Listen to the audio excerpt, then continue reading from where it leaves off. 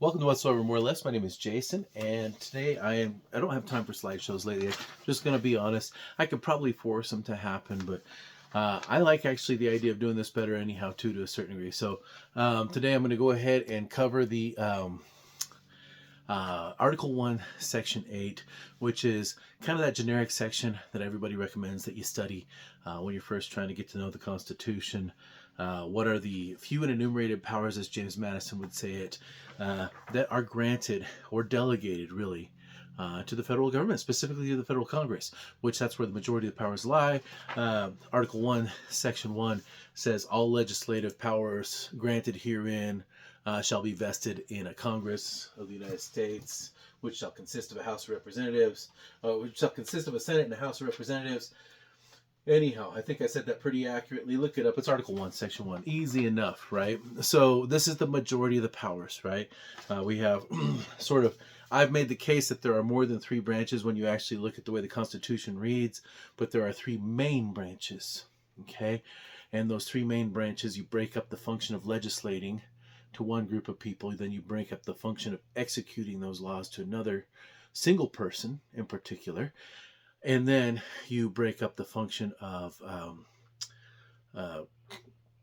judging violations and controversies to another group of people, and which then each one of those branches also have enumerated powers to them besides the legislative. But the majority of what the federal government can do is stuff that's related to things that have been legislated. Okay, so even down to, honestly, the Constitution itself is a legislated thing. That's the honest truth of it. So if you look at the Fifth Amendment, or Fifth Article, how it's amended, it's a legislative process. Okay, so I'm going to go ahead and skip the typical James Madison quotes. You can look them up for yourself. I think it's Federalist 41, where he kind of defends the use of the term general welfare. That was the same term that was used in the Articles of Confederation, where some of these people that they call the anti-federalists, right, were saying, which some people say that's like a degrading term that they were using back then, whatever. They were saying the use of this term general welfare is irresponsible. Somebody's going to take and stretch the meaning of that. And Madison confronted it and said, these are the exact same terms we used in the Articles of Confederation. Nobody misunderstood it because it was followed up immediately by the enumeration of what the specific powers were. So why do you think we're going to misunderstand it again in the future? Well, we have. So the Anti-Federalists were actually prophetic. They were actually great foresight, right? There's another quote from Madison that says, the powers granted to the federal government are few and enumerated. Those retained by the states are many. Okay.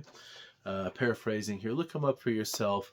I don't think I need to rely too much on quotes, because if the quote doesn't comport with the text of the Constitution itself, then it doesn't matter. If I can look at that Madison quote, which those particular Madison quotes I just mentioned actually do absolutely comport with the text of the Constitution. He has a few quotes that don't, but he's one of the best at saying things super accurately. Same with Thomas Jefferson. So Hamilton's pretty darn good actually too, but he had a tendency to stretch things where it doesn't comport more than the others did. So, okay, so I'm going to go ahead and open up the discussion first off by pointing to something we should be aware of, is the attitude of the Founding Fathers towards taxation. Okay. So here's the quote. Now I'll read it. If taxes are laid upon us without our having a legal representation where they are laid, we are reduced from the character of free subjects to the state of tributary slaves. So if taxes are laid upon us without our having a legal representation where they are laid, we are reduced from the character of free subjects to the state of tributary slaves. Okay.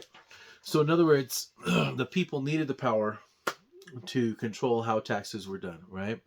And what we're going to find, as if we were to study the whole Constitution complete, we would find that Article 2, or Article 1, Section 2, Article 1, Section 6, Article 1, Section 7, Article 1, all contain guarantees of taxation's powers being limited. And then Article 1, Section 9, without a doubt, does too, right? Significantly, several clauses within that. So Article 1, Section 8 is a taxation, Clause 1 is a taxation clause, but with some caution, specifications that they won't abuse the powers, right?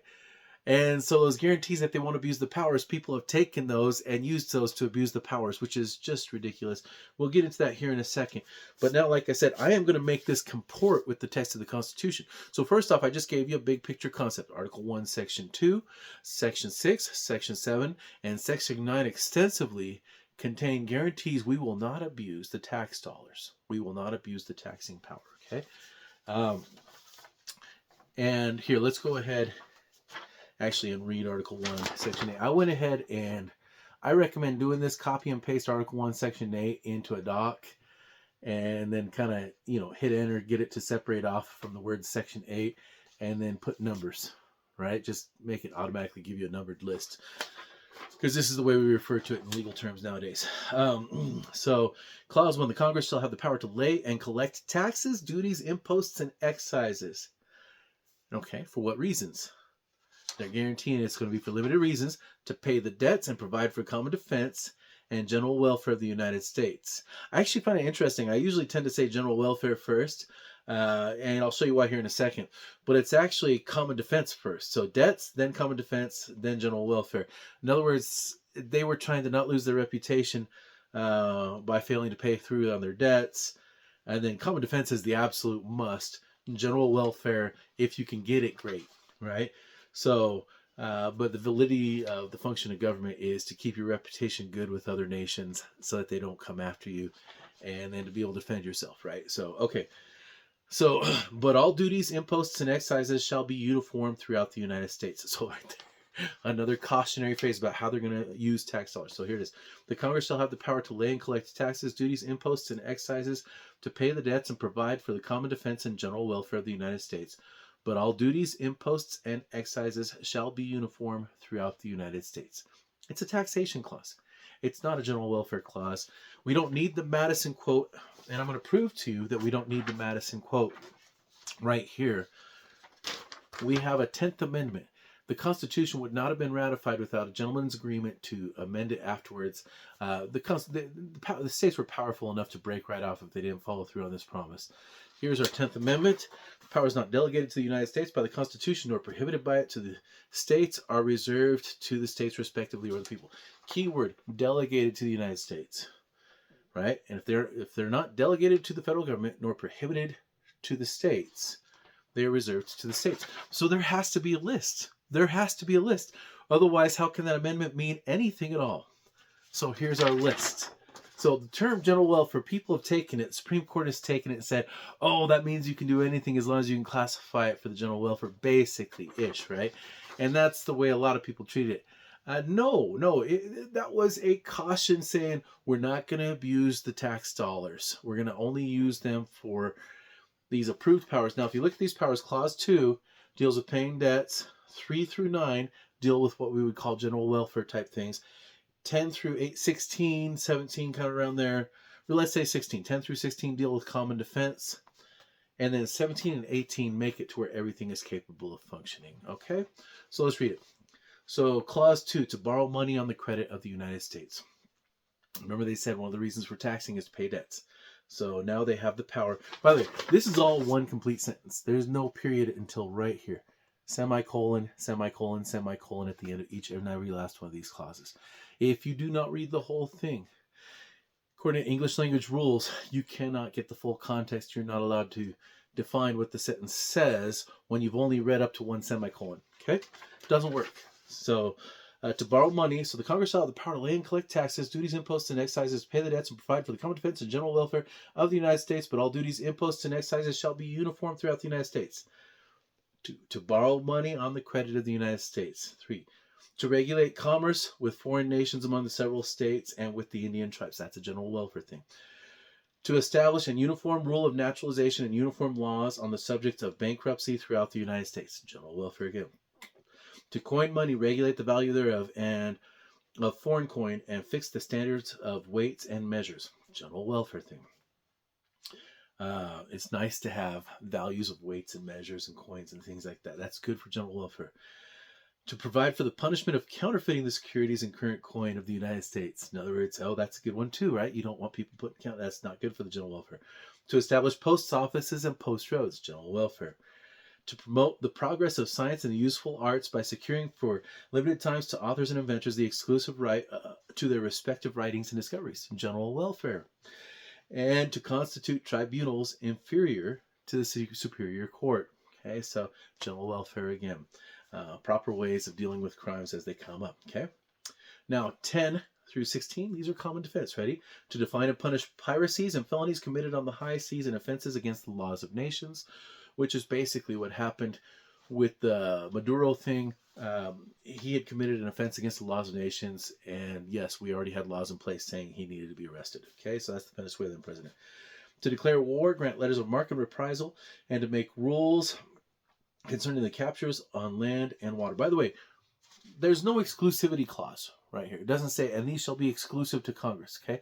The legislative aspect of them are, but the executing aspect isn't, okay? And Madison, one thing you'll learn from his notes on the Constitutional Convention is this used to say to make war, grant letters of marque or reprisal, and to make rules. And he said, no, we need to change that verb to declare.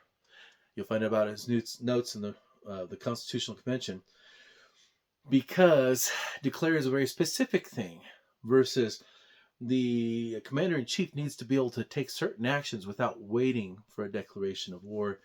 And that's what pretty much all the founding presidents understood.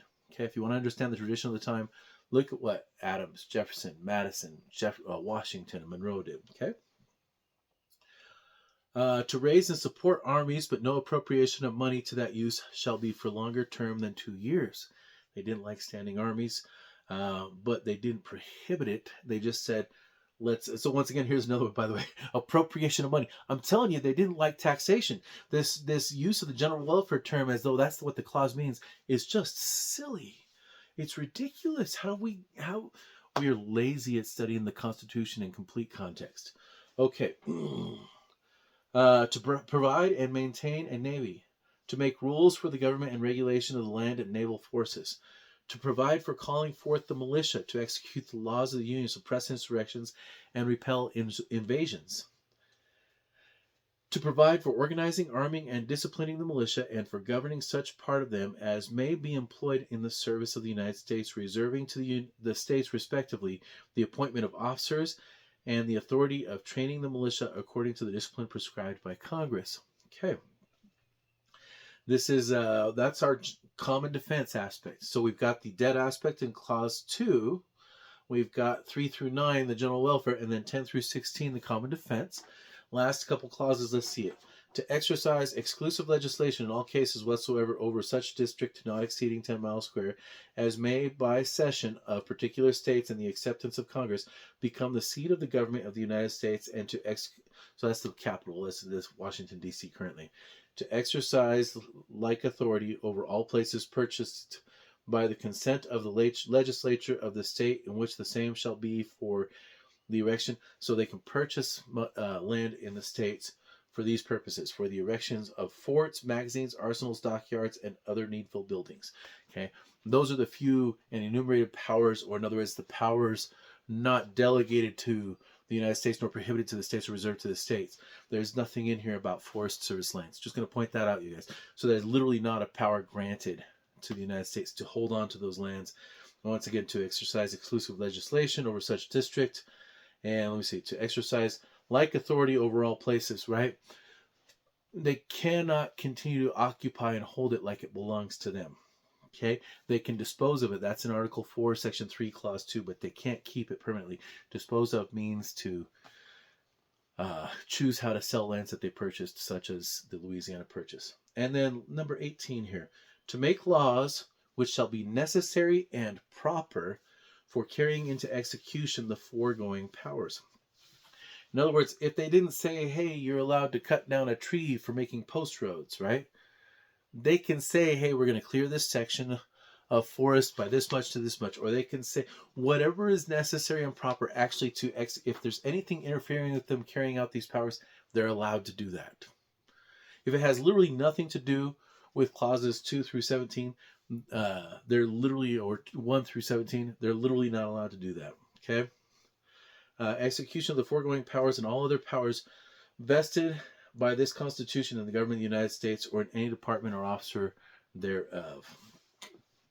So, in other words, and by the way, there's a last in time rule, which is a common sense rule. If you amend the Constitution and that amendment conflicts with the text that was here in these articles, this came later, right? What's the point of this if it doesn't modify something about what this says? Okay, once again, this says the power is not delegated to the United States by the Constitution, nor prohibited by it to the states, are reserved to the states respectively, or to the people. Okay, so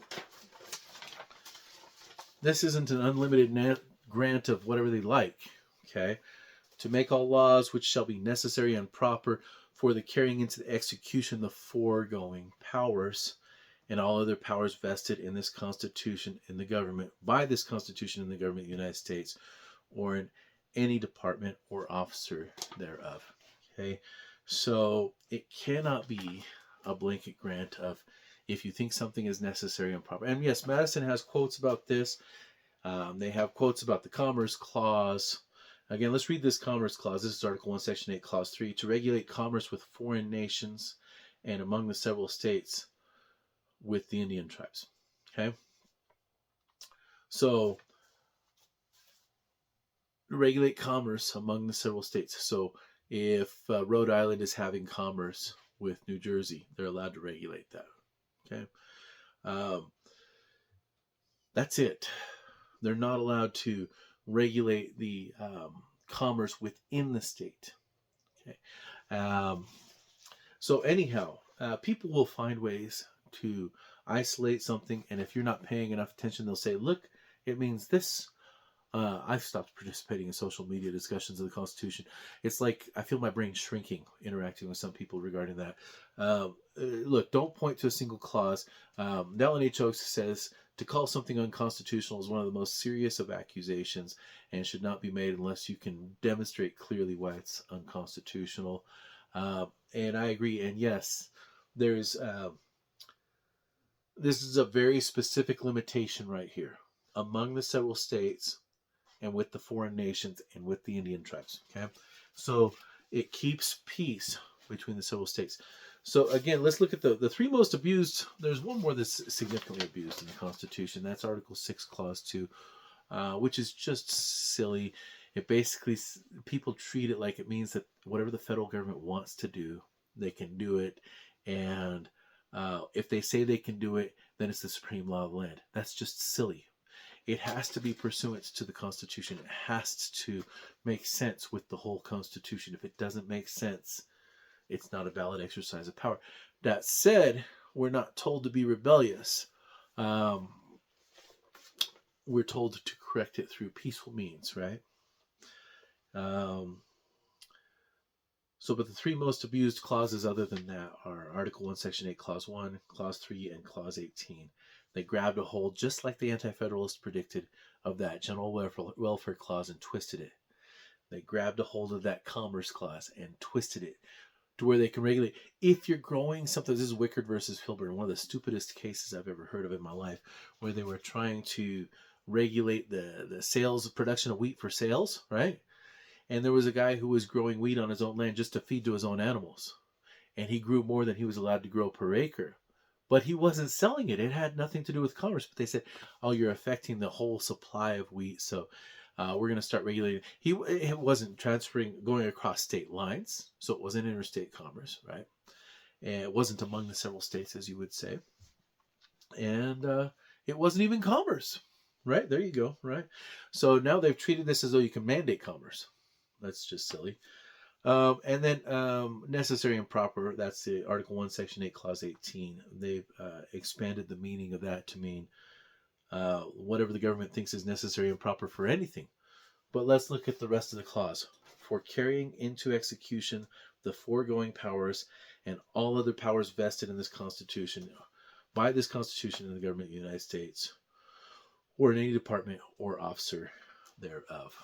So anyhow, I didn't want to do a slideshow. I think this feels more natural to me anyhow. And again, main points I made, look at the 10th Amendment in contrast to this. Also, there's a couple more main powers that the Congress is allowed to exercise. You can find those in Times, Matters, and Places, Article 1, Section 4. They're allowed to override the state laws, is all. Article 3, Section 2, Clause 2. They're allowed to create exceptions. By the way, that's another interesting one. Read Article 3, Section 2, similar to the way we just read Article 1, Section 8. Supreme Court doesn't have jurisdiction over any and everything, and you cannot grant them. Your state cannot, by a waiver of sovereign immunity, grant them new jurisdictions. That's not the way it works. They cannot grant it to them. To treat that like it's allowed, it's not allowed. The Constitution just doesn't allow for it.